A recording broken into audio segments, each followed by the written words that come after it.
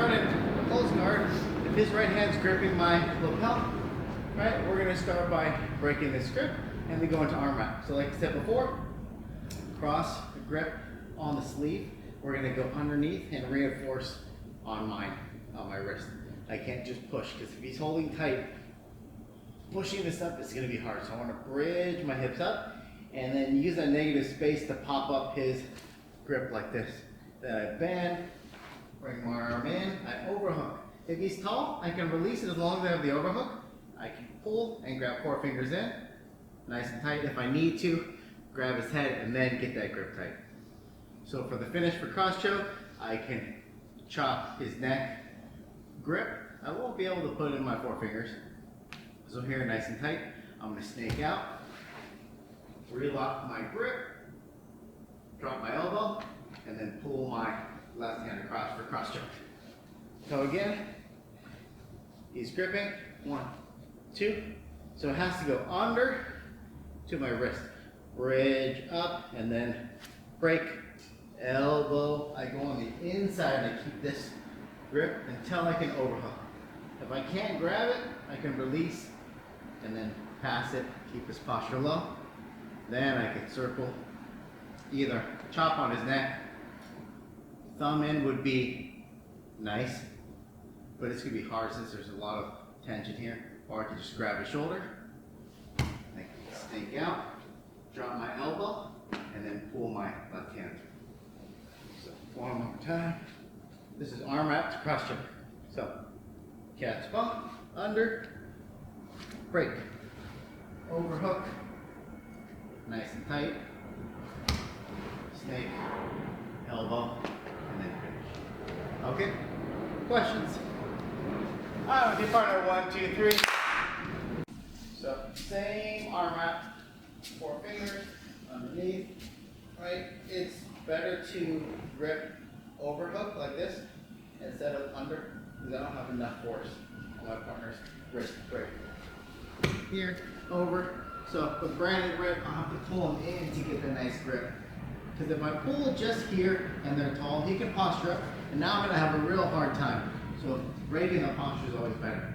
So if I start to frame, but his hand is in or whatever, he's kind of blocking this choke. So we're gonna go for the arm bar. So I'm gonna put my foot on the floor or on his hip, snake out really far. Put my right foot on the hip, my left is gonna go right here. I'm gonna put my inside of my knee onto my elbow, and then I pinch and I extend my left arm. I can also release this, come up to my elbow, and then go belly down and then rotate.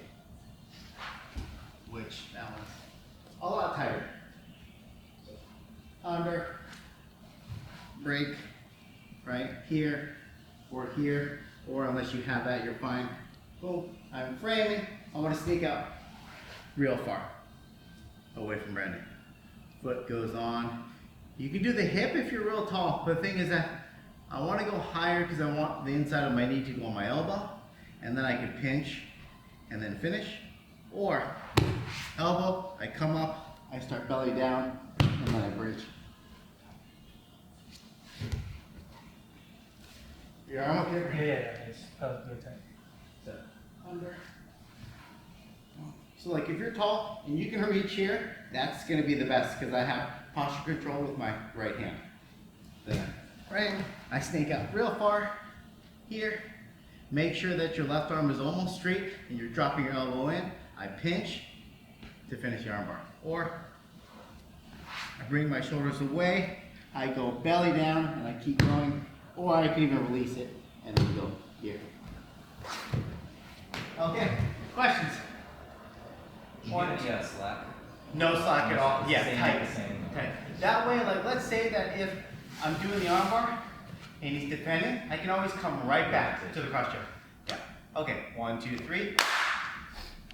Together in the last. Okay, so same thing. Under, I bridge, I break, I go over, I go 4 fingers. So I'm framing, I'm going for the armbar here. But his thumb goes up and he tries to pull out his arm. So what I'm gonna do is, that's fine. I won't be able to push but I'm going to square up with him and put my foot on the floor, and then I'm going to go for chicken wing by bridging right there. So notice how his arm is trapped his elbow and my hips are right behind, and I still have that 4 fingers in it. The other thing is, if his thumb goes down, right, I can no longer go for the armbar, but I can pinch together, keep this frame. I release, and then I find his wrist and I slide his wrist up my thigh until he taps. Cool. Right there.